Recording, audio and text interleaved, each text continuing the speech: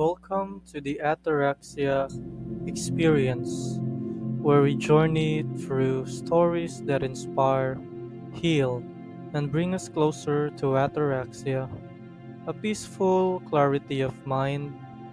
I'm Andrew Dale, and today we're honored to sit down with Anthony M. Sanders, an author whose work reflects resilience, courage, and transformation. Anthony's novel, Possessed, a Sword-Wielder novel, is not only an exciting tale of swords and trials, but also a profound look at the battles we face within ourselves. Through his journey from hardship to healing, Anthony brings readers a message of hope, triumph, and personal strength. Let's welcome Anthony Sanders to the show. Hi, Anthony. Thanks so much for joining us today.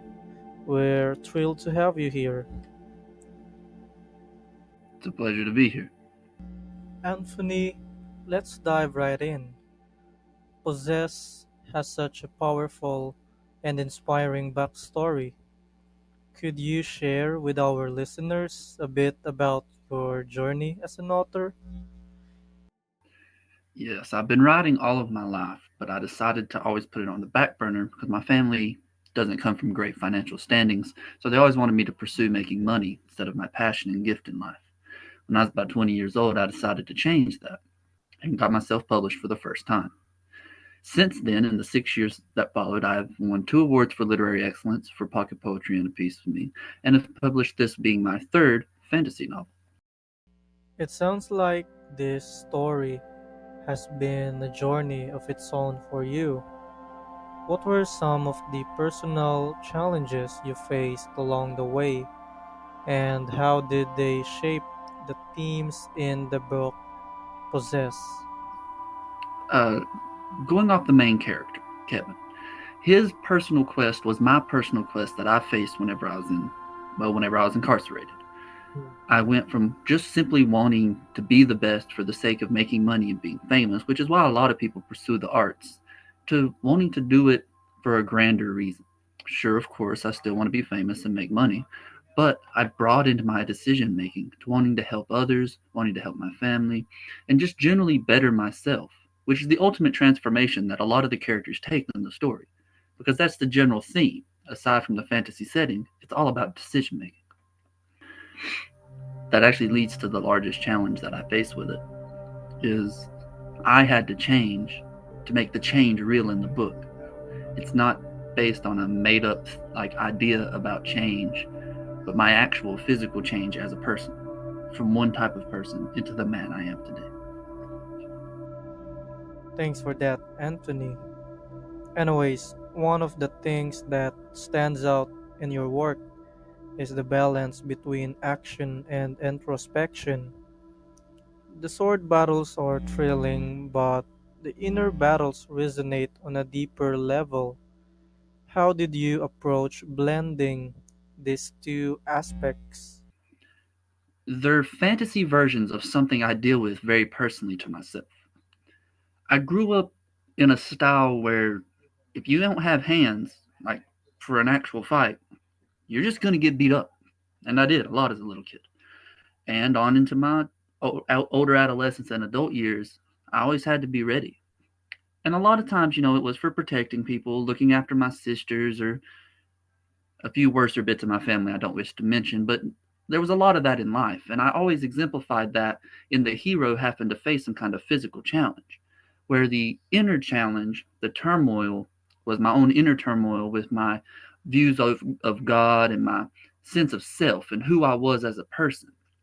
Because I may be 26, but I did not grow fully into my manhood until very recently to Hmm. just become a person I'm proud of. So I reflected that in a fantasy setting, giving Kevin a literal internal voice and then putting him in a world that's already in conflict.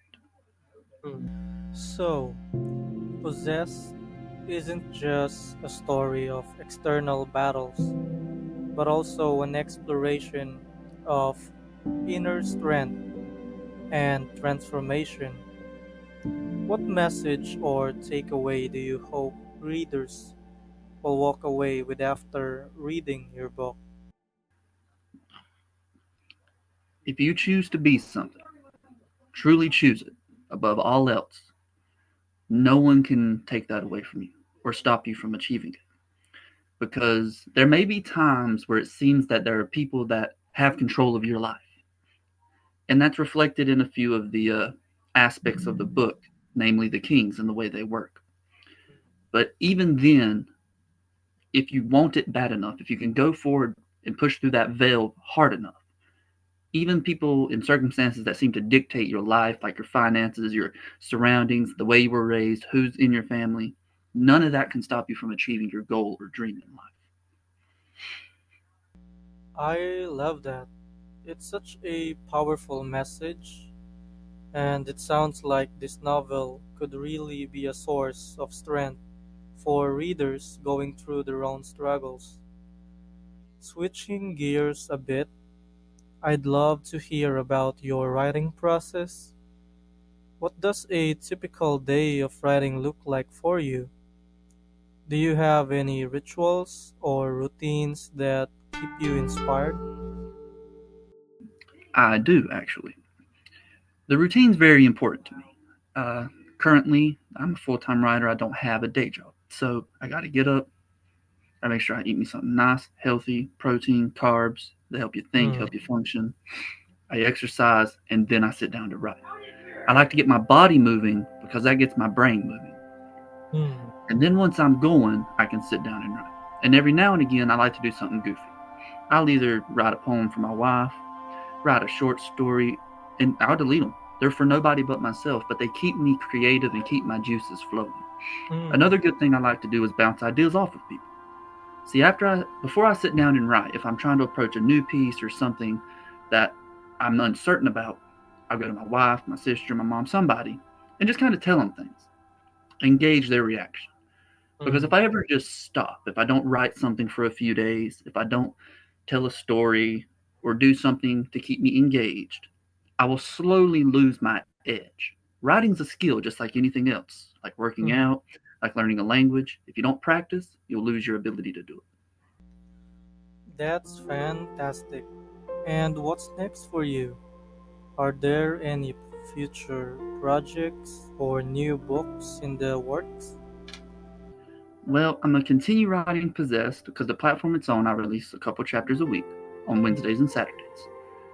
And in addition to that, my old publicist quit speaking to me, the one who published Pocket Poetry and a Piece of Me.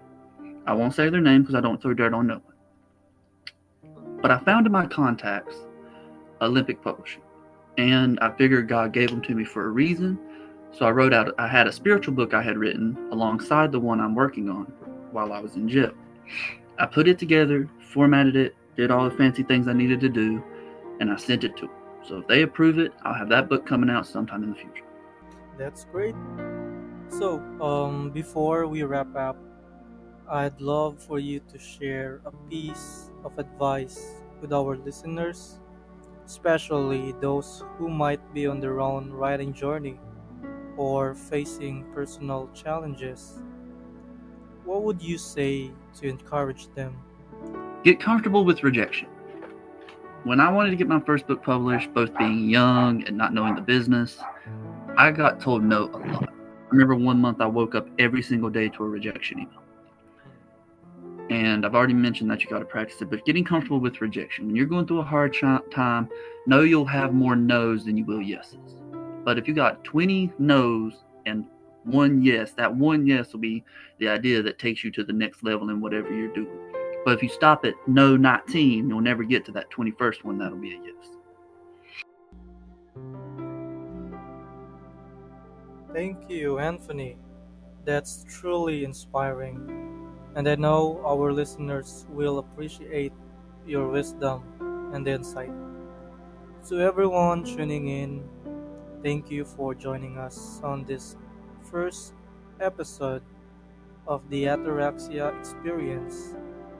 We've been talking with Anthony M. Sanders, the author of Possess, a Sword-Wielder novel, a story that reminds us of the power within us to overcome even the toughest battles. If you'd like to learn more about Anthony or grab a copy of his book, be sure to check out the links in our show notes. Until the next time, stay inspired, stay resilient, and keep seeking that peaceful clarity of mind. This is Andrew Dale signing off. Take care.